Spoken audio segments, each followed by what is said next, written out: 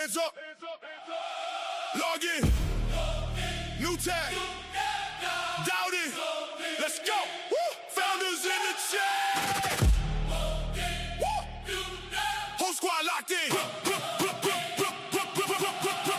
Name on the screen, that's Steve in the hot seat. Bitter from the ground, now you talking how the clock beat. Warehouse dust, late nights in the stock week. Turn the grind to a playbook, you can all keep click, click. Margin on the back end, shipping labels, payroll, pressure on your last end. He been through the fires, you're afraid to step in. Now we in your browser like ask your best questions. Ass been stressing, rolls in the nosedive, teams on slack, and they barely even hold line. He saw every crash, every diss of my last try, still came back with the map and the flashlight. Ask me anything. We in the build-up phase, let the founder sing. You got problems, he got founder ring. Scars on his hands from the founder swing. Ask me anything. Turn that fear in your chest to a battle hymn. Come sellers, agencies, operators in. When the beat drops, everybody dial in.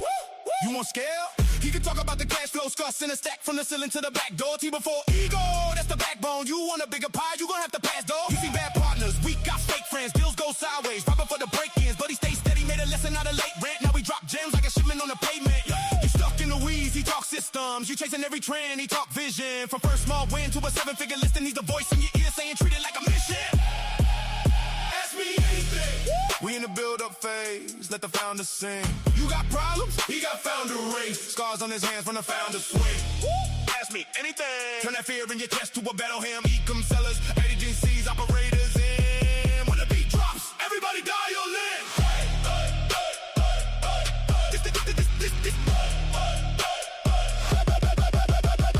This that founder to founder.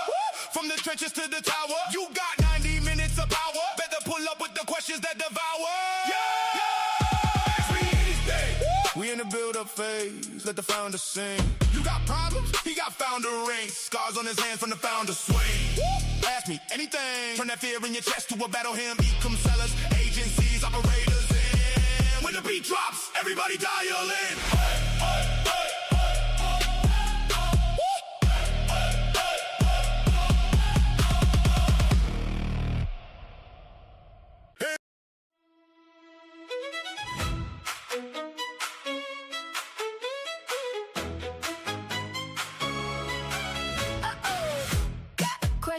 On your mind, staring at the sales page, stuck in grind, scrolling through the numbers, wonder why you don't have to guess this time. Tapping, leaning, we're live on the line. Founders in the chat, big brains one time. Ask it how you think it. Watch us break and remix it. Yeah, ask me anything.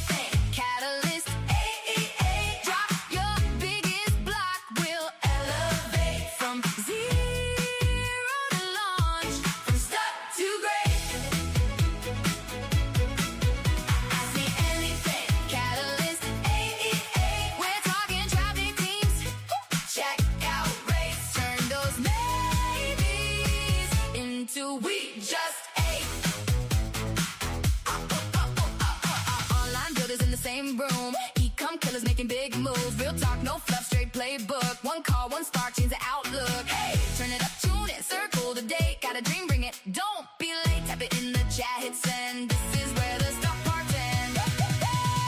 Ask me anything. Catalyst, AEA. Drop your biggest block. We'll elevate from zero. Okay, everybody. Well, here we go. We're going to do it again. And we're going to try to make sure that we have a productive session here. So I've put a couple things into play so that we can get started and just make a few insightful comments. Ideally, insights will be up to your judgment, quite subjective, but we're going to go for it.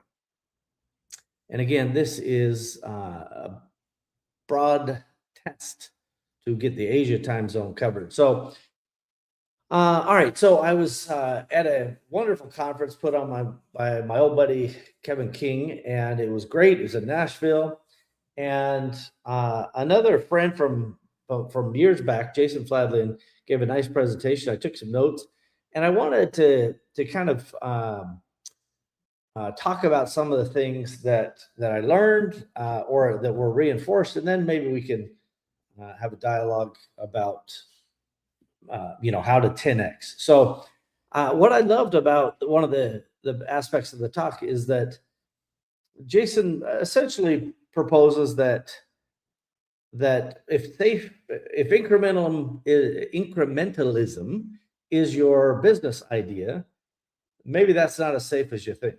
And so from my standpoint, I think it's a fair question to ask. Like, is incrementalism a problem, or should you try to 10x? And Jason goes on to say, hey, listen, what's it going to take to create, your billion dollar outcome? And he talked, I think, in some very fun terms about like what does $1 billion of $100 bills look like? And it's like 2.5 times the size of the Empire State Building. And so if you think something is impossible, it's really hard to set your sights on it. I think that's pretty fair.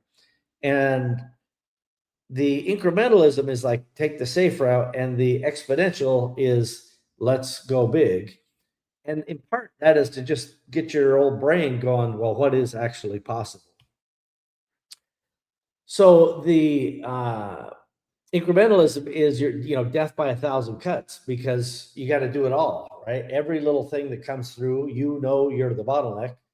But if you're like, no, I got to 10x this thing in 1 year, then you start to go, well, what is the only way I can get that done? It's most likely there's one idea that you have to kind of break through the bottleneck, and then that is the 10x multiplier, right? It's probably not adding 2% or 10% onto your existing POs.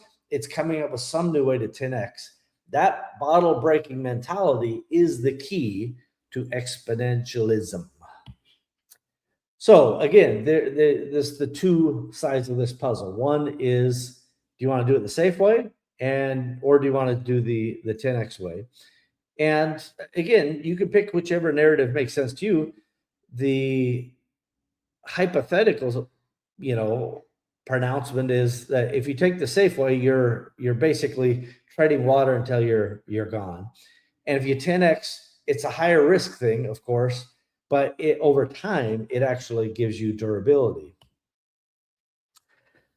So this is the question, like, how do you scale? What do you have to do to scale? And I'll give you a quick story. So buddy of mine and I were down in Florida, and we were doing some meetings and videos and stuff, and we take a call with an investment banker, and we did like the prior year 5 million, then this year we did about 6 million.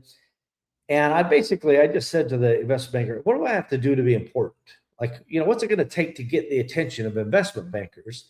Because they, kind of control where the growth capital comes from. And I kind of expected them to say something like, you take that thing from 6 million to 10 million, which is a 40% increase. And, we'll talk to you. But that's not what they said. They said, get to 25 million, and then we'll think about talking to you. Not like you're a sure thing, but like, that's where we determine you have a pulse. So the idea is I have to 5x before I'm even considered legitimate enough to have a conversation with, let alone 10xing my way in. So what that did is that broke all the paradigms. Like, I didn't go back and say, how many more emails can I type out today? I said, how do we completely re-engineer this? And the team, we got together, and we went from that 6 million. The next year we did 18 million. So we 3x, and the next year we did 36 million. So, we did in that course of 2 years, 6x roughly. And we were well on our way to understanding that, in fact, scale comes from big ideas, not from incremental ideas. So one of the things that I found that with Jason's very insightful logic is the idea that, there are different points of leverage. His idea is that labor is the worst form of leverage. I think that is true for the reasons pointed out on your screen. I think, in fact, that if you look closely at this slide, you'll see that, capital, you either have it or you don't, right? So that's, it's got gatekeeping aspects to it. And then if you say, well, gosh, I, however, have the capability of using social media or paid media, which is leverageable. And if you do it profitably, it can be an infinite resource, right? And then you also have code, right? This is AI. This is, how do we leverage these tools, whether they're marketing tools or finance tools or, whatever the tool set happens to be, to get that frictionless growth. And I think that is a extraordinarily important point. And then finally, what is the asymmetry of media? What does it really mean? And I think that is one of the best things, right? Because you can get a ton of organic reach, which helps feed your brand and your ads. And then you can also get a ton of paid reach, right? And, without going into these examples that were shared, we want to find ways of connecting with audiences, and we have to get, better, faster, cheaper. That's just the reality of it. Live with that reality. By the way, the QR code up there, for those keeping score at home, the QR code is for the Catalyst 88, I guess, online mastermind, if you will. And this is an invite. You can scan it. You can join for free. There's a bunch of free content there. And we're also doing an Ask Me Anything tomorrow. So it's kind of a way to get people into the network without high friction. So just if you're wondering what that was all about, there it is. All right, so back to the media. Finding ways of getting, paid scale, because I believe if you pour money in the top of that marketing funnel and profit comes out of the bottom, you got nothing but upside. If you pour money in the top and you lose money, stop pouring in that funnel, right? That's the worst idea ever. Now, not all funnels will pay, but in this modern world, we can just simply test with small dollars, small increments. And I have to say, AI targeting and AI ad creation and things like that, unbelievably powerful. I have high optimism that this is going to open up for everybody. So I definitely, when it comes down to the ideas that, are put forward here by Jason, I think a lot of it makes a lot of sense. So now this is one where essentially he's saying, hey, listen, having a giant bureaucracy is a bad thing. I totally agree with that. And the AI and humans will have this flywheel, right? The infinite flywheel. And of course, if you look at that little infinity sign, that's the number 8, right? Catalyst 88. We're all about that kind of infinite flywheel, because we want to find systems, whether they're AI or other systems, that make the job easier, faster, and cheaper. And so, although people are still going to be necessary, AI plus a human can do more or less, which a lot of people know Occam's razor. That is doing more with less. The simplest answer is usually the right answer. This is kind of the Occam's razor way. And for those who are super into math, that's also known in math as the law of parsimony. I wonder who has a company named Parsimony. I don't know. Parsimony.com. All right. So Jason goes on to describe the K curve, right? So you can do things incrementally, or you can do things 10x. And this K curve is happening, right? The example he uses, Google, 60% of Google searches are now ending without a single click.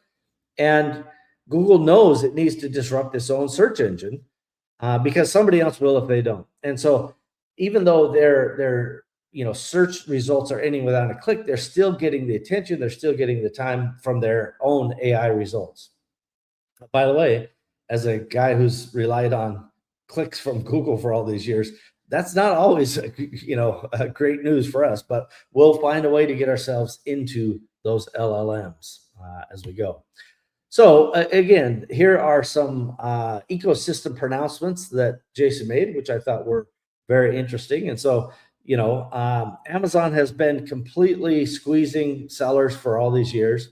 More power to them. Jeff Bezos famously said, "Your margin is my opportunity." And essentially he has delivered on that, completely dominating every part of our margin possible.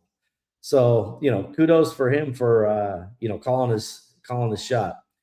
Walmart is getting better and better. They're slow, they're big, but they're getting better. AI is very much helping them. And then TikTok is kind of like the newest version of the gold rush, which Amazon was, say, 10 years ago.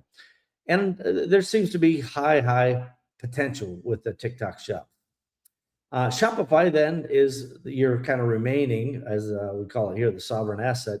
It's the remaining area where you can actually own and control the brand to the highest extent possible outside of marketplaces.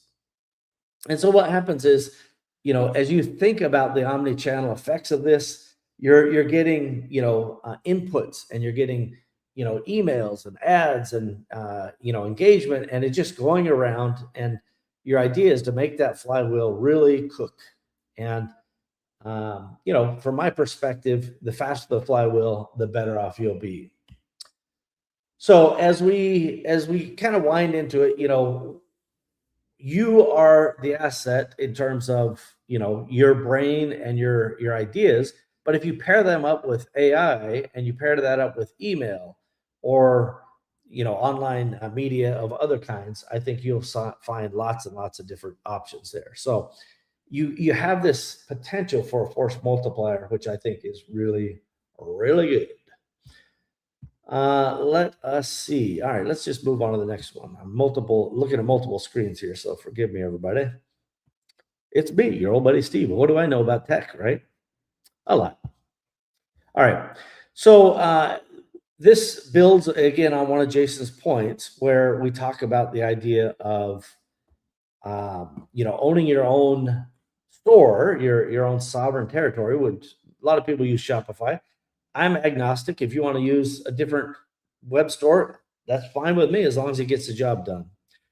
But the idea is that you need to be in AI search engines, right? So in AI discovery, you want to make sure that you can be found in those LLMs.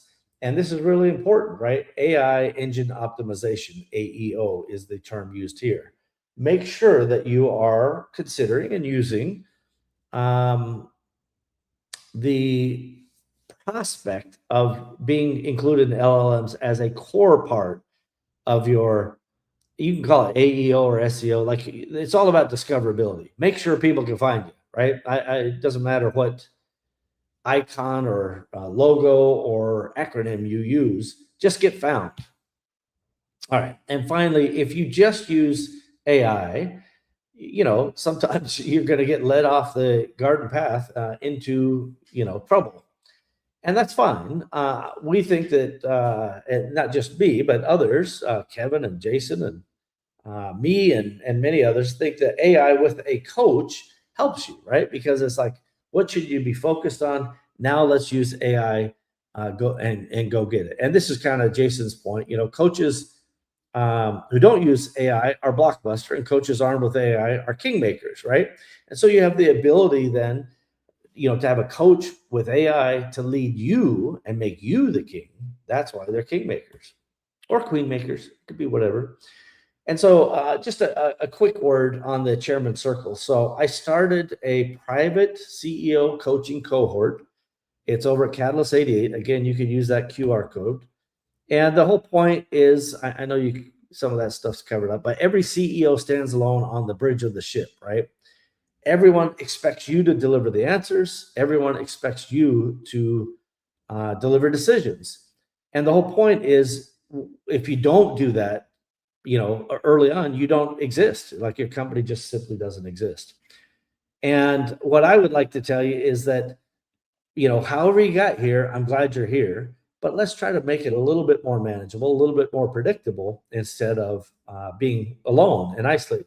Remember that even though you have a lot of discussions with your team, it's difficult for the team to understand the hardship, or the nervousness of, making payroll, or, making the big purchase for a product that you need for Christmas. Like, there's all of these things. And unless somebody's walked in those shoes, it's very tough, right? So, as I like to say, normies, they want the best for you, but they're not always the best for you, right? Nothing wrong with normies. I love me the normies, but awesomers are like, we're in the battlefield all day long and we're shell shocked and we need a little bit of support from time to time. I certainly did. I had coaches way back. And I'll just leave you with this idea that independence is indeed a strength.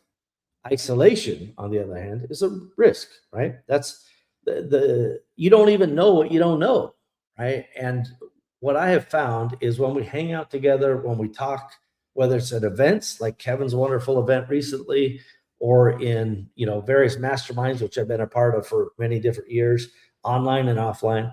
I just think that people together that are cut from the same cloth, same part of the DNA, that entrepreneurial nuttiness, we do better together. And that's kind of the point.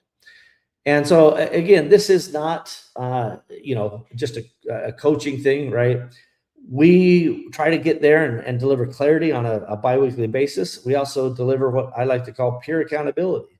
If you said, yes, I'm going to take that on, and we will ask you to be accountable to yourself, but we will tell you flat out, where were you on that? You promised to get that done. And that's a good way to get, a little bit of pressure, not to add to your pressure, but to go, you know what, peers, operating at your level can give you a nice little kick in the butt. And then old Steve, your old buddy Steve here, I've done this a few times, so that gives you the chance to ask questions that maybe you haven't encountered yet, but if I haven't, I probably know somebody who has.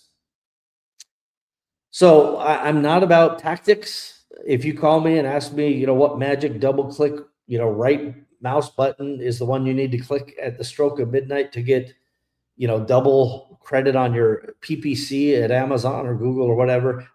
We're not talking about any of that. Okay. We're talking about real stuff. We're talking about actual architecture of a business. And so here's the two prices. For those who tune into the AMA tomorrow, by the way, we'll do a very, soft 5-minute introduction and a 50% coupon at that AMA. So for anybody watching, if you're not already on the Catalyst 88 mastermind, it's located at go.catalyst.88 or go.catalyst88.com. But the invite is on that QR code. That's where you can join the community. And if you just go to catalyst88.com, you can go to the chairman's circle and see the details. So that's it on that, everybody. When you think about the two offers, you can dive into the details. One of them has me as Steve on Demand, which is basically, as it says here, like having a fractional chairman of the board at a very low cost. So anyway, that's the whole point.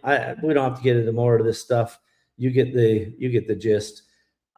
So let me just come back and give you a little sail away. So part of this is just to test StreamYard. We've had a ton of different, what would you call it? Streaming questions over time. And we're trying to make sure that we merge the streaming capabilities. We're not going to stream, by the way, on outside of Catalyst 88 for most of the content. We might do little intros, the first 10, 15 minutes, and then we will go exclusively over the Catalyst 88. It's not to punish anybody. It's not to make it harder to access. It's just to try to not be the product.